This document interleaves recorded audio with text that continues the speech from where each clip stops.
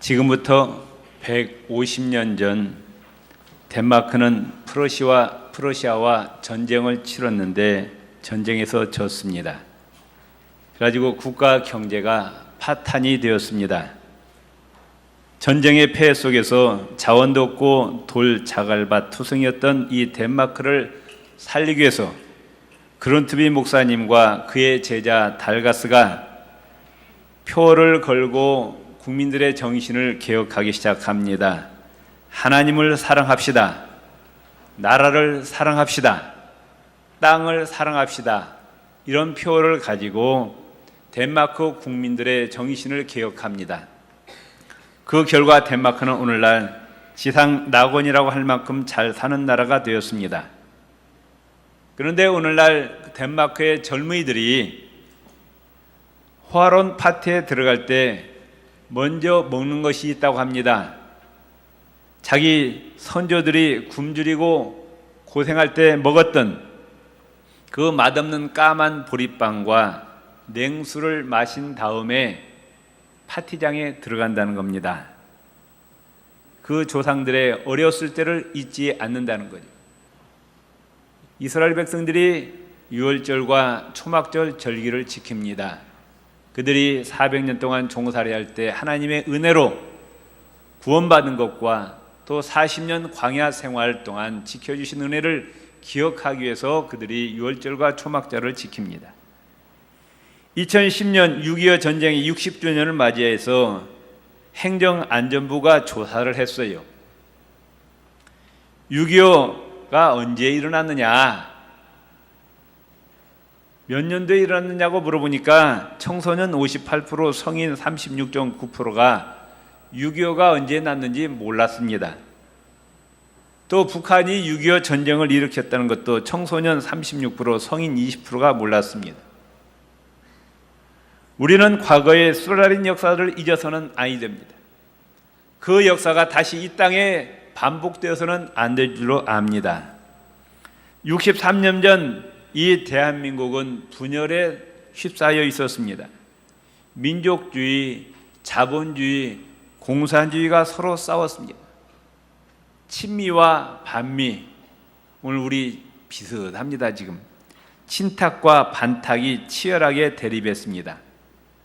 그 틈을 타서 북한은 무장 공비를 침투시켰습니다. 빨치산에 의한 전복 활동을 지원했습니다. 파업과 폭동 반란이 전국에서 일어났습니다. 국가가 이렇게 혼란스러우면 교회가 바로 서야 하는데 안타깝게도 한국 교회가 앞장서서 분열했습니다. 일제 때 신사 참배 문제가 해방되고 나니까 불거진 겁니다. 그래가지고 교회가 갈라졌습니다. 장로교 내에서 고심파와 기장이 이탈하고 이후에 또 통합과 합동으로 한 차례 더 분열했습니다. 어떻게 보면 6.25는 한국 교회를 향한 하나님의 심판이라고 볼 수가 있습니다. 국론 분열보다 더 무서운 것은 교회 분열이에요. 예수님의 몸된 교회는 하나가 되어야 됩니다. 교회가 하나 될 때 이 한반도의 통일이 이루어질 줄로 압니다. 우리 교회 안에서도 싸우면 절대 안 됩니다. 하나 되어야 됩니다. 우리 옆 사람이 다 예수 이름으로 사랑합니다. 당신과 나는 예수님 안에서 하나입니다. 믿습니까? 예, 서로 이해하고 서로 양보하고 하나 되어야 됩니다. 북한이 언제 쳐들어왔느냐? 일주일 중에 주일날 하나님께 예배하는 주일 새벽에 쳐들어왔어요. 선전포고도 없었습니다. 겉으로는 평화협상을 제의하고 있었습니다. 남북통일 최고입법회의를 서울에서 열자고 제의했습니다. 남한 북한 국회의회에서 통일정부 수립을 하자고 제의했습니다. 대한민국 지도자들은 이 말을 믿고 안심하고 있었습니다. 비상경계령이 해제되었습니다. 국군의 3분의 1이 외출 중이었습니다. 대공포, 자주포, 전투기 같은 무기도 없었습니다. 이때 북한은 소련제 탱크를 앞세우고 내려왔습니다. 3일 만에 서울이 점령당하고 7월 20일에는 대전까지 후퇴했습니다. 이때 대한민국 병력은 북한 병력의 2분의 1도 안 되었습니다. 국방 경비대가 막 갖춰지기 시작할 때였습니다. 주한미군은 이미 1년 전에 철수한 상태였습니다. 갓 태어난 대한민국, 외교력이 전혀 없었음에도 불구하고 하나님의 도우심으로 유엔군이 참전하게 되었습니다. 전쟁 중에 미군은 62,812명의 아까운 군인들이 죽어갔습니다. 미국은 그 외에도 1960년까지 약 21억 달러를 우리나라에 원조해 주었습니다. 하나님이 어떻게 이 대한민국을 지켜주셨느냐? 이 대한민국은 기도로 시작한 나라입니다. 1948년 5월 31일 재헌국회가 처음 열립니다. 그때 국회 속기록을 보면은 이승만 박사가 의장석에 등장합니다. 그리고 전 국회의원들을 향해서 하나님께 기도합시다 이렇게 제의합니다. 그리고 거기에 이윤영 국회의원이 있는데 목사였습니다. 이승만 박사가 목사님이신 이윤영 목사님이 나와서 기도해 주시기 바랍니다 그랬어요. 그러자 이윤영 의원이 하나님께 기도합니다. 그리고 마지막에 예수님 이름으로 기도합니다. 그러니까 모든 국회의원이 머리를 숙이고 아멘 하였습니다. 그렇게 해서 대한민국 국회가 시작이 되었습니다. 그 후에 이승만 대통령은 군의 군목제도를 창설하고 학교에는 교목제도를 창설해서 그때 놓은 주춧돌이 오늘까지 이루고 있습니다. 대한민국 애국가는 뭐예요? 하나님이 보호하사 우리나라 만세입니다. 누가 지켜주셔서? 하나님이 지켜주셨기 때문입니다. 6.25 전쟁이 일어난 지 하루 만에 유엔 안전보장이사회가 열려서 북한 철수 촉구 결의안이 채택됩니다. 3일 만에 유엔군 참전 결의안이 채택됩니다. 이때 유엔 안전보장이사회 상임이사국이 모였는데 이때 한 나라라도 반대하면은 유엔군을 한국에 투입할 수가 없었습니다. 소련과 중국이 반대하면은 유엔군이 올 수가 없었습니다. 그런데 소련 대사와 중국 대사가 그 안전보장이사회에 참여하지 못했습니다. 왜냐? 중국 대표가 차를 몰고 회의장을 오는데 갑자기 타이어가 펑크가 납니다. 엔진이 고장이 납니다. 그래서 정시에 그 회의장에 들어오지 못했습니다. 소련 대사는 전날까지 뭘 먹었는지 밤새도록 배탈이 났어요. 그래가지고 병원에 입원했었습니다. 그래서 중국 대사와 소련 대사가 안전보장이사회 상임이사국 회의에 참여하지 못해서 반대표를 못 던져서 유엔군이 우리 한국에 오게 되었습니다. 하나님의 은혜입니다. 더 놀라운 기적은 낙동강 전선을 지킨 것입니다. 당시 최후의 보로가 낙동강 전선입니다. 이 낙동강 전선이 무너지면 대한민국은 적화됩니다. 공산화됩니다. 학생들이 전선에 투입되어서 총알바지로 엄청난 학생들이 죽어갑니다. 55일 동안 밀고 밀려는 치열한 전투가 벌어졌습니다. 연합군은 수세에 몰려 있었고 설상가상으로 낙동강의 날씨가 B-19 비행기가 뜰 수 없는 악천후가 계속됩니다.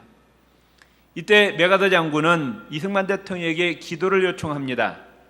이승만 대통령은 부산 초량교회에 200명의 목사님들을 모으게 합니다. 일주일 동안 금식하면서 하나님께 좋은 날씨를 달라고 기도하였습니다. 그러자 하나님께서 기도에 응답하셔서 쾌청한 날씨를 주시고 B-19 비행기의 폭격으로 낙동강 전선이 지켜집니다.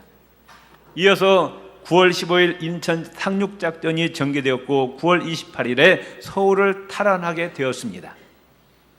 하나님이 만일에 좋은 날씨 주지 않았더라면 낙동강 전선이 무너져서 그대로 우리나라는 끝나고 말았습니다. 대한민국이라는 나라는 이 지구상에 존재할 수가 없었어요. 하나님의 은혜로 이 대한민국이 오늘까지 지켜짐을 믿으시기를 바랍니다. 6.25의 피해는 상상을 초월합니다. 6.25 때 희생된 그 인명이 2차 대전 때 죽은 인명보다 더 많이 죽었어요. 남한이나 북한이나 엄청난 희생이 있었습니다. 다시는 이 땅에 이런 비극이 다시는 일어나지 않아야 됩니다. 여러분, 이 나라 임족을 위해서 기도해 주시기 바랍니다. 아직 전쟁이 끝난 것이 아니에요. 휴전 상태입니다. 휴전 상태예요. 북한은 남한이 원조에 준 돈으로 핵무기를 만들고 지금 공갈 협박을 하고 있어요. 우리는 공산주의의 허구성과 잔인성을 잊지 말아야 됩니다. 성경적으로 보면 공산주의는 사단의 영입니다. 악의 영입니다. 왜냐하면 공산주의는 하나님을 인정하지 않습니다. 천국과 지옥의 존재도 인정하지 않습니다. 사람은 육신만 있지 영혼이 있다고 인정하지 않습니다. 공산주의는 물질만의 존재만 인정하는 유물론 사상입니다. 하나님을 대적하는 무신론의 사상입니다. 교회를 말살하는 집단이에요. 공산혁명이 일어나면 제일 먼저 어디를 불태우느냐? 교회를 불태웁니다. 성경을 불태웁니다. 목사를 다 죽입니다. 교인들도 다 잡아요. 우리나라가 공산은 여기서 살아남은 사람 아무도 없어요. 다 죽어요. 하나님의 형상대로 지음받은 고귀한 생명을 귀하게 여기지 않습니다. 물질로 생각합니다. 짐승 죽이듯이 거침없이 살인 만행을 일삼습니다. 소련의 스탈린이 4,500만 명을 죽였어요. 중국의 모태똥이 6,500만 명을 죽였습니다. 공산주의는 폭력주의예요. 세계에서 북한에 가서 테러하는 법을 배워갑니다.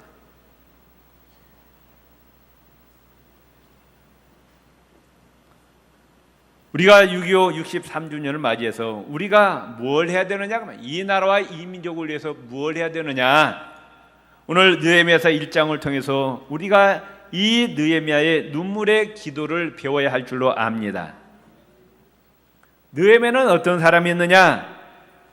불신자로부터, 하나님 믿지 않는 자로부터 인정받았어요.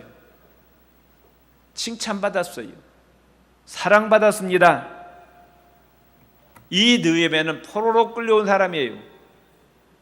근데 이 페르시아에서 왕의 오늘날로 말하면 비서실장이 되었어요.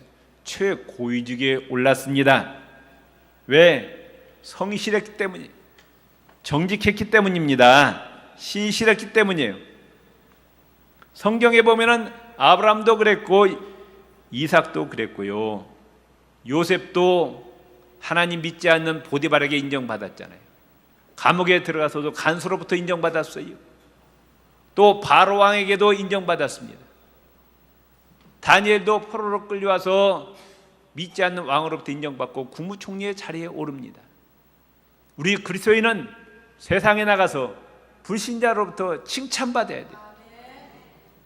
그 성실성과 정직함과 신실함, 온유와 겸손으로 세상 사람들로부터 존경받아야 됩니다. 아멘. 우리 옆 사람 세상 사람들로부터 존경받으세요. 사랑받으세요. 네, 너희는 세상의 빛과 소금이라. 너희 착한 행실로 세상 사람들에게 인정받으라. 아멘. 느헤미야가 바로 그런 사람이었어요. 또 이 느헤미야는 관심이 달랐어요. 하나니가 예루살렘에서 돌아왔습니다. 뭘 제일 먼저 물었느냐? 지금 예루살렘 형편이 어떠냐고 물었어요. 관심이 자기에게 있지 않습니다. 자기는 지금 굉장히 고위직에 올라서 잘 먹고 잘 살았어요. 자기 혼자 배부르고 잘 먹고 잘 사는데 뭐 남에까지 관심 없어요. 그런데 이 느헤미야는 내 조국 형편이 어떤가, 이게 느헤미야의 관심이었어요. 예루살렘에서 고통당하는 내 동포들이 가슴에 찢어질 정도로 아픈 거예요. 보통 사람들은 누구에만 관심을 가져요? 나한테만 관심 가져요. 자기 이익에만 집착합니다. 자기 외에는 관심이 없어요. 나라가 어떻게 되든 이웃이 어떻게 되든 관심이 없습니다. 그러나 성경 보면은 우리 그리스도인은 어떻게 살아야 되느냐? 하나님과 이웃을 사랑하라고 말씀하고 있어요. 그 사랑은 아가페 사랑입니다. 하나님과 이웃을 위해서 희생하라는 거예요. 이게 그리스도인의 올바른 태도입니다. 나 혼자 잘 먹고 잘 살면 되지 뭐. 이건 그리스도인이 아니라고 말씀입니다. 우리 그리스도인은 나를 사랑한 것이 아니라 나를 희생해서 하나님과 이웃을 사랑하는 것이 성경의 가르침입니다. 고통당하는 이웃을 생각할 줄 알고 그들을 배려할 줄 알아야 된다 그 말씀입니다. 마태복음 25장 31절 46절에 보면은 예수님이 재림하셔서 온 인류를 심판하시는데 양과 염소로 구분합니다. 양들은 오른편에 두고 염소는 왼편에 두는데 그 기준이 뭐냐? 배고픈 자에게 먹을 것을 주었느냐? 목마른 자에게 마실 물을 주었느냐? 헐벗은 자에게 옷을 입혀 주었느냐? 병든 자를 돌아보았느냐? 옥에 갇힌 자를 돌아보았느냐? 그걸 행한 자는 양에 들어가고 그걸 행하지 아니한 자는 염소 편에 들어갑니다. 아멘. 느헤미야는 수산궁에서 왕의 총애를 받으며 잘 먹고 잘 사는 위치에 있었습니다. 개인적으로 아무런 근심 걱정이 없었어요. 그런데 그의 관심은 오직 자기 동족, 고통받는 그 자기 동족에게 있었습니다. 느헤미야같이 우리 그리스도인은 나의 이웃에, 나의 조국에, 나의 교회에, 우리 사회에 깊은 관심을 살아가는 성숙한 그리스도인들이 되시기를 바랍니다. 느헤미야는 눈물이 달랐어요. 예루살렘에 고통받는 그 자기 백성들의 소식을 듣고 그 자리에 앉아서 수위를 울었습니다. 느헤미야가 누구 때문에 울었느냐? 자기의 고통 때문에 눈물 흘린 것이 아니고 사랑하는 사람과 이별했기 때문에 흘린 눈물이 아니라 하나님의 성전이 있는 예루살렘의 무너짐을 바라보고 조국의 폐허를 바라보고 애통하며 흘린 눈물이었어요. 오늘 한국교회에 700만, 800만, 1000만 명의 그리스도인들이 있다고 하는데 정말로 네 나라와 민족을 위해서 눈물을 흘리며 기도하는 그리스도인들이 얼마나 되느냐 그 말씀이에요. 1000명만 있더라도 이 나라의 임직은 바꿔질려 합니다. 느헤미야같이 나라와 민족을 위해서 눈물을 흘릴 수 있는 성도가 있어야 된다 그 말씀. 창세기에 보면은 하나님께서 소돔과 고모라를 유황불로 멸망시키려고 합니다. 아브라함이 중보기도를 합니다. 하나님이시여, 이 소돔과 고모라 성에 의인 10명만 있으면 이 성을 용서해 주시겠습니까?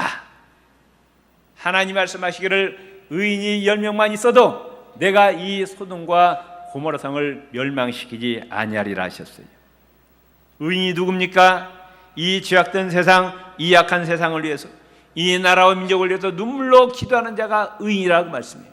아멘. 우리는 나 혼자 잘 먹고 잘 사는 것으로 만족하지 말고 정말 내 동포, 내 이웃 가운데 고통당하는 자를 보고 그들에게 사랑을 전하고 나라와 민족을 위해서 기도하는 저와 여러분이 되시기를 바랍니다. 오늘 우리들은 무엇 때문에 울고 있어요?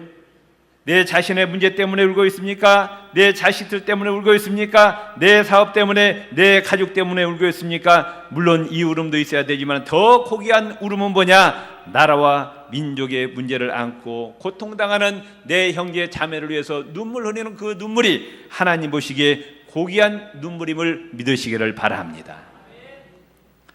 또한 느헤미야는 슬픔과 한숨을 기도로 바꿨어요.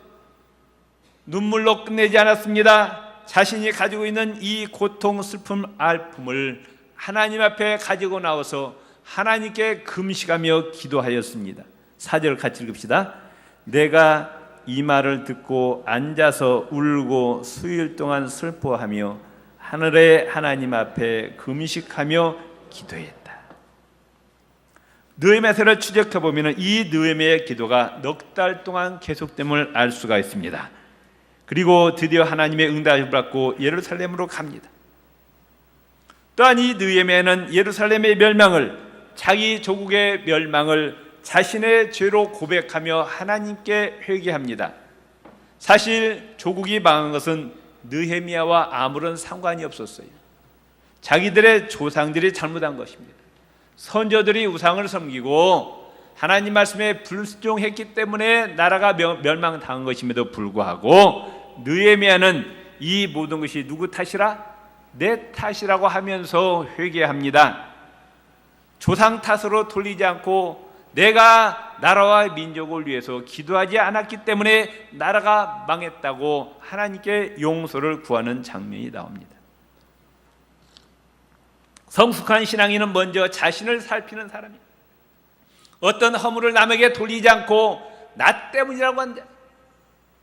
어떤 가정이 소망이 있느냐? 가정에 문제가 생겼을 때 남편과 아내가 서로 삿대질하면서 당신 탓이라고 싸우는 집안은 그 집안은 뻔합니다. 나는 아무런 잘못이 없는데 남편 당신 때문이야, 아내 당신 때문이야. 그런 집안은 소망이 없어요. 가정이 어려움을 당할 때 남편이나 아내나 모든 가족들이 내가 기도하지 않았기 때문에 내 탓이요, 이런 가정이 소망이 있습니다. 아멘. 나라가 어려우면은 또 삿대질합니다. 누구에게 삿대질해요? 대통령에게 삿대질합니다. 대통령이 정치를 잘못해서 그렇다. 나는 아무런 잘못도 없는데 대통령이 잘못해서 그렇다. 이런 나라는 소망이 없어요. 아멘. 내가 나라와 민족을 위해서 기도하지 않았기 때문입니다. 이런 나라가 소망이 있습니다. 아멘. 책임을 남에게 돌리지 않고 내 책임이라고 하는 자가 복된 자라고 말씀해요. 아멘. 느헤미야는 나라가 멸망하는 것이 바로 자기 책임이라는 거예요. 느헤미야는 출세했습니다. 권력을 잡았습니다. 그런데 그 권력을 어디다 썼느냐? 바로 이 나라와 민족을 위해서 쓰라고 하나님께서 주심을 깨닫게 되었어요. 많은 사람들이 권력을 잡으면, 명예를 얻으면 목에다 힘을 주고 말이죠, 남을 지배하고 억누르고 자기의 영광을 추구하지만은 이 느헤미야는 그런 사람이 아니었어요. 하나님께서 이런 권력을 주신 것은 바로 나라와 민족을 위해서 사용하라는 것이구나 깨달았다고 말씀이에요. 이 말이 에스더서에도 나옵니다. 하만이 유다 민족을 전멸시키려고 합니다. 그러자 모르드게가 에스더에게 이와 같이 이야기합니다. 왕비 에스더여, 하나님께서 너를 왕비로 세워주신 것은 바로 이 때를 위함이 아닌지 누가 알겠느냐? 하나님이 이 때를 위해서 너를 세워주셨다. 너 혼자 잘 먹고 잘 살라고 왕비로 세워주신 것이 아니다. 그러자 이 에스더는 3일 동안 금식하고 죽으면 죽으리라 하고 왕께 나가서 유다 민족을 살린 내용이 있다 합니다. 하나님 우리에게 생명을 연장시켜 주셨어요. 건강도 주셨어요. 물질도 주셨어요. 권세와 지혜도 주셨어요. 명예와 재능도 주셨어요. 왜? 하나님이 쓰실 목적이 있어서 나에게 주심을 깨닫는 것이 은혜라 그 말씀이에요. 아멘. 하나님이 쓰시겠다고 부르실 때 그 신호를 알아차리고, 이때를 위해서 하나님께서 나에게 건강을 주셨구나, 이때를 위해서 나에게 물질을 주셨구나, 이때를 위해서 나에게 명예와 권세를 주셨구나 깨닫고 하나님이 쓰시게 할 때 온전히 헌신할 수 있는 우리 구익교회 성도님들이 되시기를 바랍니다. 아멘. 하나님이 쓰시고자 할 때 그래요, 하나님 것이 하나님 쓰십시오, 이렇게 내놓을 수가 있어야 되는 거예요. 마지막으로 느헤미야는 내가 하겠다는 자세를 가지고 있었습니다. 내가 고통받는 이 예루살렘의 내 동포에게 내가 가겠습니다. 저는 바빠서 못 가고요, 다른 사람 보내겠습니다. 내가 지금 왕궁 일을 하기도 바쁜데 난 바쁘니까 못 가니까 다른 사람 보내세요 하지 않았어요. 누가 가겠다고? 내가 가겠다. 고통받는 내 이웃을 위해서, 내 민족, 내 나라를 위해서 내가 가겠습니다 그러는 거예요. 내가 하겠습니다. 내가 헌신하겠습니다. 내가 이 일을 책임지겠습니다. 바로 느헤미야가 이런 사람이었어요. 우리 옆 사람과 합시다. 교회 부흥을 위해서 제가 앞장서겠습니다. 나라와 민족을 위해서 당신이 기도하세요. 나라 민족을 누가 기도합시다? 내가 기도합시다. 당신을 위해서 기도하겠습니다 합시다. 대한민국을 구원할 의인이 필요한 때입니다. 지금 대한민국이 또 분열되었습니다. 남북으로 갈라진 것도 부족해서 대한민국이 지금 갈기갈기 찢었어요. 대한민국은 분열을 좋아하더라고요. 세계가 다 통일되었잖아요. 독일도 통일되었고 유일하게 지금 분단 국가가 대한민국. 교회도 대한민국처럼 나눠진 데 없어요. 미국은 장로교 하나밖에 없어요. 우리는 장로교가 약 100개 파입니다. 갈기갈기 다 찢어졌어요.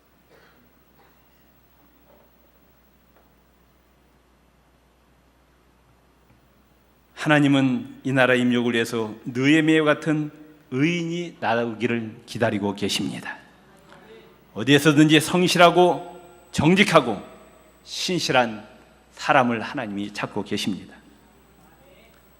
나로부터의 관심이 벗어나서 정말 나라와 민족, 고통받는 내 결례를 위해서 눈물로 기도할 수 있는 우리 그리스도인을 찾고 계십니다. 하나님 앞에 나와서 눈물로 기도할 수 있는 사람, 또 남의 탓이 아니라 내 탓이요 할 수 있는 그런 용기 있는 사람이 필요합니다. 하나님께서 요구하실 때 내 건강도 시간도 물질도 명예도 하나님께 헌신할 수 있는 사람을 하나님께서 필요하십니다. 모든 일에 내가 앞장서겠습니다. 내가 책임감을 지겠습니다. 이런 의인이 필요한 때입니다.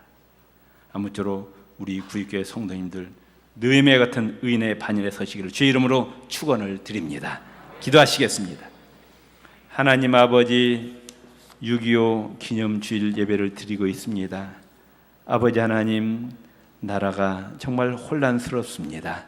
하나님 아버지, 이 나라 이민족을 지켜 주시옵소서. 느헤미야 같은 의인이 많이 나타나게 하여 주옵소서. 예수님 이름으로 기도드립니다. 아멘.